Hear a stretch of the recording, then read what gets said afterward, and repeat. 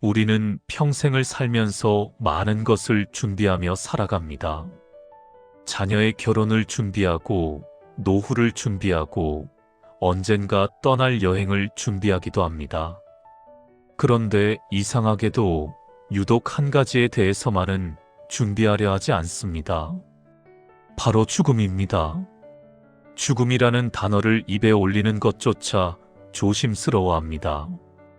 그 말을 하면 마치 불길한 일이 생길 것 같고, 생각하지 않으면 아직은 나와 먼 이야기일 것처럼 느껴지기 때문입니다. 그래서 우리는 죽음을 애써 외면한 채 바쁘게 하루하루를 살아갑니다. 하지만 부처님은 달랐습니다. 부처님은 죽음을 피하지 않으셨습니다. 오히려 죽음을 똑바로 바라보셨고 그 안에서 삶의 본질을 이해하셨습니다. 늙음과 병듦, 그리고 죽음은 특별한 누군가에게만 찾아오는 일이 아니라 누구도 피해갈 수 없는 자연스러운 흐름임을 부처님은 이미 알고 계셨습니다. 그래서 부처님은 죽음을 두려움의 대상으로 보지 않으셨고 삶을 더 깊이 이해하기 위한 중요한 열쇠로 바라보셨습니다. 오늘 이 이야기는 겉으로 보면 죽음에 관한 이야기처럼 들릴지 모릅니다. 하지만 그 속을 들여다보면 결국은 삶에 관한 이야기입니다. 어떻게 하면 남은 날들을 후회 없이 살아갈 수 있는지, 어떻게 하면 마음을 덜 흔들리며 하루하루를 보낼 수 있는지에 대한 이야기입니다. 부처님의 가르침은 결코 어렵거나 멀리 있는 말씀이 아닙니다. 그것은 우리가 매일 마주하는 관계 속에 있고 선택의 순간마다 조용히 떠올릴 수 있는 지혜로 존재합니다. 이제부터 여러분과 함께 서두르지 않고 조용히 이 길을 걸어가 보려 합니다. 죽음이라는 주제가 처음에는 다소 무겁게 느껴질 수도 있겠습니다. 그러나 이 시간이 끝날 즈음에는 오히려 마음이 조금 가벼워졌다는 느낌을 받으시게 될지도 모릅니다. 죽음을 생각한다는 것은 삶을 포기하는 일이 아니라 삶을 더 소중히 대하는 방법이기 때문입니다. 지금 계신 그 자리에서 편안한 마음으로 이 이야기를 들어주시면 충분합니다. 부처님은 분명히 말씀하셨습니다. 죽음은 끝이 아니라고. 그 말씀의 의미를 이제 천천히 함께 찾아가 보겠습니다. 부처님이 왕자였을 때의 이야기는 많은 분들이 이미 알고 계실 것입니다. 궁궐 안에서 아무 부족함 없이 자라던 젊은 왕자는 어느 날 처음으로 궁 밖 세상을 보게 됩니다. 그곳에서 그는 세 가지 모습을 마주합니다. 늙은 사람의 모습, 병든 사람의 모습, 그리고 이미 숨이 멎은 사람의 모습이었습니다.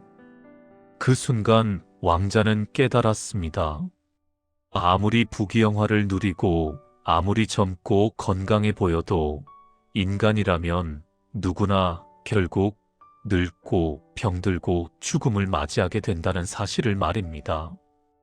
이것이 부처님께서 출가를 결심하게 된 결정적인 계기였습니다. 여기서 우리가 주목해야 할 것은 부처님께서 죽음을 본 뒤 어떤 반응을 보이셨느냐는 점입니다. 부처님은 그 모습을 보고 도망치지 않으셨습니다. 눈을 감고 모른 척하지도 않으셨습니다. 오히려 죽음을 정면으로 바라보며 그 의미를 깊이 이해하려 하셨습니다. 그러나 우리의 모습은 되게 다릅니다. 죽음에 대한 이야기가 나오면 우리는 자연스럽게 화제를 돌립니다. 장례식장을 다녀온 뒤에도 애써 빠르게 일상으로 돌아가려 합니다. 마치 죽음이 나와는 상관없는 일인 것처럼, 아직은 한참 먼 이야기인 것처럼 행동하며 살아갑니다. 부처님께서 죽음을 외면하지 않으신 이유는 단순합니다. 죽음은 삶과 떨어진 별개의 사건이 아니라 삶의 일부이기 때문입니다. 죽음을 이해하지 않고서는 삶을 온전히 이해할 수 없다고 보셨습니다. 이것을 불교에서는 무상이라고 부릅니다. 무상이란 모든 것은 변한다는 뜻입니다. 태어난 것은 반드시 늙고 만난 것은 언젠가 헤어지며 쌓아 올린 것은 결국 무너진다는 사실을 말합니다. 처음 이 말은 다소 슬프게 들릴 수도 있습니다. 그러나 부처님은 이 진실을 부정하지 않고 받아들일 때 비로소 삶을 제대로 살아갈 수 있다고 가르치셨습니다. 죽음을 안다는 것은 삶을 포기하라는 뜻이 아닙니다. 오히려 그 반대입니다. 언젠가 끝이 온다는 사실을 알기에 오늘이라는 하루를 더 소중히 살아가게 된다는 뜻입니다. 끝이 있다는 사실을 알 때 우리는 지금 이 순간을 헛되이 흘려보내지 않게 됩니다. 부처님께서는 깨달음을 얻으신 뒤 이렇게 말씀하셨습니다. 나는 늙음과 병과 죽음의 두려움에서 벗어났다. 이는 늙지 않게 되었다거나 병들지 않게 되었다는 뜻이 아닙니다. 부처님 역시 늙으셨고 병드셨으며 결국 삶을 마치셨습니다. 다만 그것을 두려워하지 않게 되셨다는 뜻입니다. 죽음이 더 이상 공포가 아닌 삶의 자연스러운 일부가 되었기 때문입니다. 부처님이 죽음을 피하지 않으셨기에 삶을 온전히 살 수 있었던 것처럼 우리 역시 죽음을 외면하지 않을 때 비로소 제대로 살아갈 수 있습니다. 많은 사람들이 죽음이 두렵다고 말합니다. 그러나 그 두려움의 정체를 가만히 들여다보면 죽음 그 자체보다 다른 감정들이 훨씬 큰 비중을 차지하고 있음을 알 수 있습니다. 어느 70살 할머니께서 이런 말씀을 하신 적이 있습니다. 죽는 게 무섭다기보다는 손자들이 나를 기억이나 할까, 그게 더 걱정이에요. 또 다른 분은 이렇게 말씀하셨습니다. 내가 평생 모은 이 집을 두고 가는 게 아까워요. 내가 없어진 뒤에도 누가 제대로 관리해 줄지 그게 마음에 걸립니다. 이 말씀들 속에 우리가 흔히 말하는 죽음의 두려움이 담겨 있습니다. 사실 우리가 두려워하는 것은 죽음이 아니라 잃게 되는 것들입니다.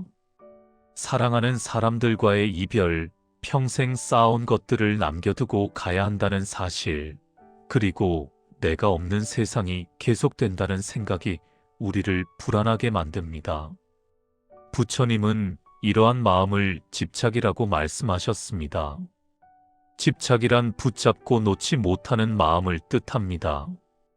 우리는 사람에게도 집착하고 물건에도 집착하며 지위와 역할, 심지어 지나간 기억과 감정에도 집착하며 살아갑니다. 이 집착 자체가 잘못된 것은 아닙니다. 사랑하는 사람을 소중히 여기는 마음은 아름다운 일이고 열심히 살아 이룬 것을 자랑스럽게 여기는 것도 자연스러운 일입니다. 문제가 되는 순간은 그것을 영원히 가질 수 있다고 믿기 시작할 때입니다. 한 남자분의 이야기가 있습니다. 평생 회사에 몸담아 부장 자리까지 오른 분이었습니다. 퇴직하는 날 그분은 조용히 눈물을 흘렸다고 합니다. 더 이상 명함이 없고 부하 직원도 없으며 출근할 곳도 없다는 사실이 쉽게 받아들여지지 않았기 때문입니다. 그분이 느낀 슬픔은 직장을 잃어서가 아니라 나는 부장이다라는 정체성을 잃었다는 감각에서 비롯된 것이었습니다. 죽음 앞에서 우리가 느끼는 두려움도 이와 크게 다르지 않습니다. 내가 쌓아온 재산, 맡아왔던 역할, 이어져온 관계들이 한순간에 사라질 것이라는 생각이 마음을 무겁게 합니다.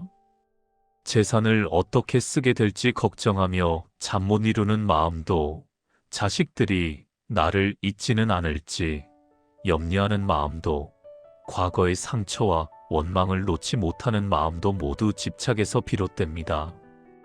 부처님은 말씀하셨습니다. 우리를 괴롭히는 것은 죽음이 아니라 놓지 못하는 마음이라고. 우리가 진정으로 두려워하는 것은 죽음 그 자체가 아니라 붙잡고 있는 모든 것들과 착별해야 한다는 사실입니다. 그렇다고 해서 아무것도 사랑하지 말라는 뜻은 아닙니다. 부처님은 사랑하되 집착하지 말고 소유하되 붙잡지 말라고 가르치셨습니다. 이 말의 의미는 앞으로 이어질 이야기 속에서 천천히 함께 살펴보도록 하겠습니다. 몇 년 전 한 요양병원에서 있었던 이야기입니다. 팔순을 훌쩍 넘긴 한 할아버지가 병상에 누워 계셨습니다. 병세가 깊어져 의사도 가족도 그리고 할아버지 본인도 이제 남은 시간이 많지 않다는 사실을 알고 있었습니다. 그러나 할아버지의 얼굴에는 평온함이 깃들지 않았습니다. 병상에 누운 채로도 마음은 늘 분주해 보였습니다. 자식들이 면회를 올 때마다 같은 말씀이 반복되었습니다. 너희 어머니한테 전해라. 통장이 어디 있는지 꼭 찾아야 한다. 큰아들아, 집 문서 어디 있는지 알고 있느냐? 절대 잃어버리면 안 된다. 둘째야, 내 형하고 다투지 마라. 내가 죽고 나면 재산 문제로 싸울까봐 그게 제일 걱정이다. 자식들은 몇 번이고 괜찮다고 말씀드렸습니다. 걱정하지 않으셔도 된다고 형제끼리 잘 알아서 하겠다고 말했습니다. 그러나 할아버지는 그 말을 좀처럼 받아들이지 않으셨습니다. 밤에도 깊이 잠들지 못하셨고 간호사의 말에 따르면 자다가도 벌떡 일어나 통장을 외치곤 하셨다고 합니다. 그렇게 마지막 며칠을 보내신 뒤 할아버지는 큰아들의 손을 꼭 붙잡은 채 무언가를 끝까지 전하려 애쓰셨습니다.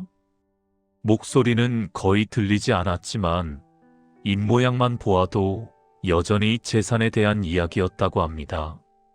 장례를 마친 뒤 큰아들은 이런 말을 남겼습니다. 아버지가 그렇게 걱정하시던 돈은 사실 얼마 되지도 않았어요. 형제들이 충분히 나눌 수 있는 금액이었는데 왜 그렇게 괴로워하셨을까요? 이 할아버지가 나쁜 분이었던 것은 아닙니다.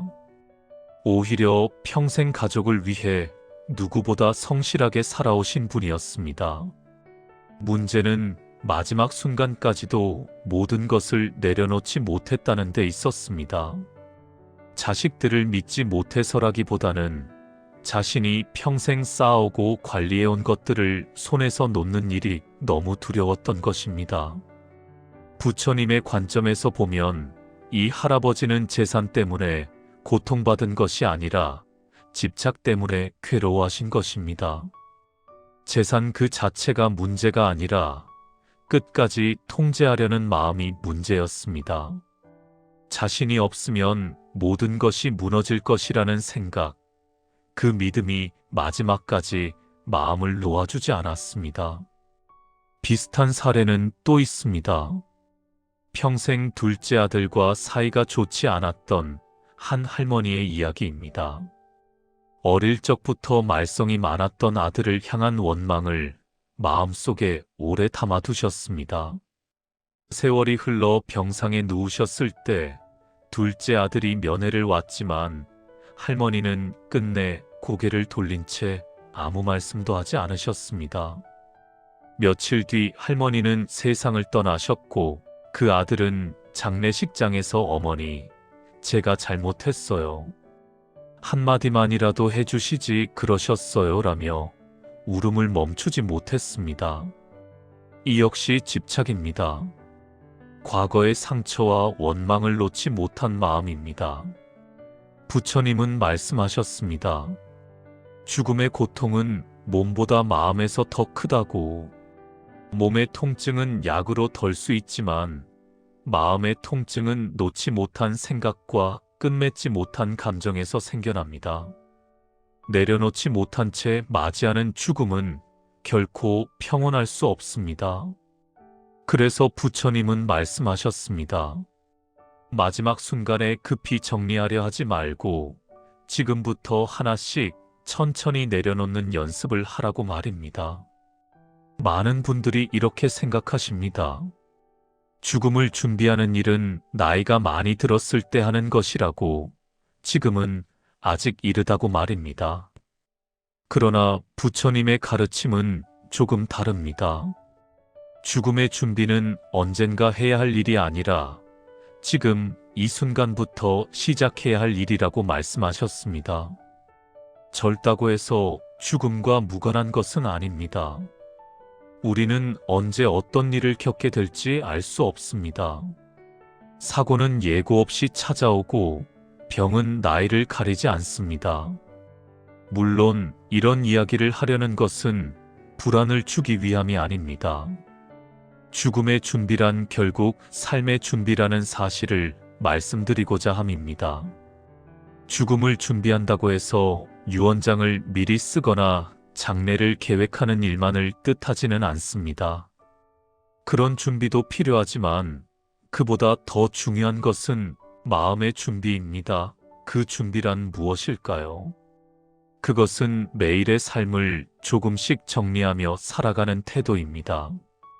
관계를 떠올려 보면 이해하기 쉽습니다. 우리는 살아가며 많은 사람을 만납니다. 고마운 사람도 있고 미안한 사람도 있으며 끝내 화해하지 못한 사람도 있습니다.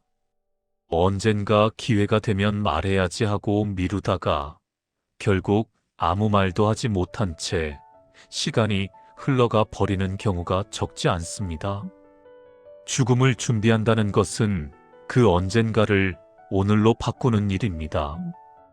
한 중년 남성의 이야기가 있습니다. 그는 젊은 시절 아버지와 갈등을 겪은 뒤 오랫동안 마음의 거리를 두고 지냈습니다.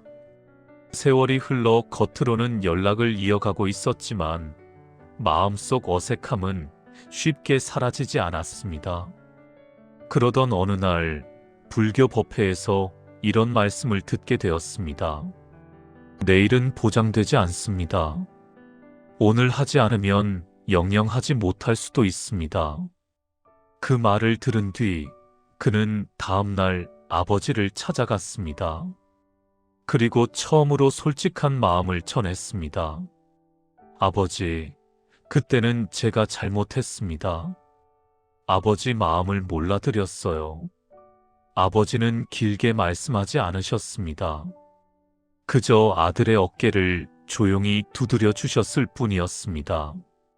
그 순간 수십 년 동안 쌓여있던 마음의 응어리가 풀렸다고 합니다. 그날 이후 두 사람은 자주 만났고 아버지가 돌아가시기 전까지 좋은 시간을 함께 보낼 수 있었습니다. 그분은 훗날 이렇게 말씀하셨습니다. 그때 미루었다면 아마 평생 후회했을 겁니다. 이것이 바로 죽음을 준비하는 삶입니다. 내일이 아니라 오늘 해야 할 말을 하고 언젠가 정리해야 할 감정을 지금 마주하는 것입니다. 재산도 마찬가지입니다. 살아있을 때 뜻을 분명히 해두면 남은 이들의 갈등을 줄일 수 있고 마음도 한결 가벼워집니다. 부처님은 이러한 삶의 태도를 수행이라고 말씀하셨습니다. 수행은 특별한 일이 아니라 일상 속에서 마음을 돌보는 연습입니다. 하루를 시작하며 오늘 할 수 있는 작은 선행을 떠올리고 하루를 마치며 후회가 남지 않았는지 돌아보는 것입니다. 어떤 할머니는 매일 저녁 오늘 고마웠던 일과 좋았던 일을 적으며 오늘이 마지막 날이라면 후회가 남을까를 스스로에게 묻는다고 합니다. 그렇게 실천을 이어가다 보니 이제는 마음이 한결 가벼워졌다고 하셨습니다. 죽음의 준비는 먼 미래의 일이 아닙니다. 바로 오늘의 일입니다. 오늘 할 수 있는 작은 말, 오늘 정리할 수 있는 작은 감정, 오늘 실천할 수 있는 작은 용기. 이것들이 모여 준비된 삶이 되고 결국 준비된 죽음으로 이어집니다. 마지막으로 죽음이 남은 사람들에게 상처가 아니라 위로가 될 수 있음을 보여주는 이야기를 하나 더 전해드리려 합니다. 70대 후반의 한 할아버지는 암 진단을 받고 투병하시다 더 이상의 치료가 어렵다는 사실을 받아들이고 집에서 마지막 시간을 보내기로 결정하셨습니다. 병원에서도 가족들 역시 그 선택을 존중했습니다. 집으로 돌아온 할아버지는 가족들에게 이렇게 부탁하셨습니다. 내가 아파하는 모습 때문에 너무 괴로워하지 말아라. 나는 괜찮다. 오히려 너희가 걱정이다. 그리고 남은 시간 동안 하루하루를 가족과 함께 보내기 시작하셨습니다. 손주들이 찾아오면 할아버지는 오래된 이야기를 들려주셨습니다.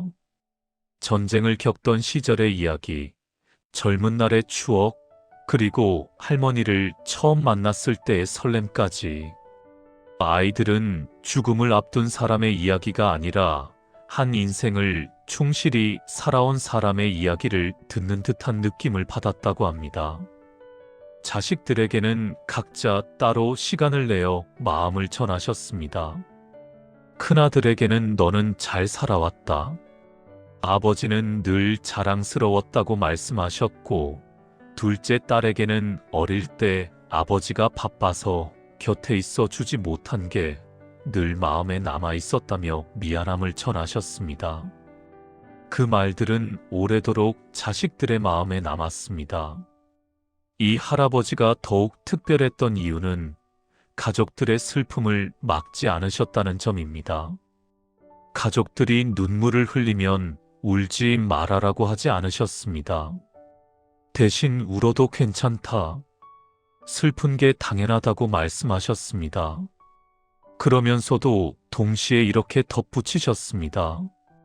하지만 나는 행복했다. 후회는 없다. 어느 날 작은 딸이 조심스럽게 여쭈었습니다. 아버지, 무섭지 않으세요?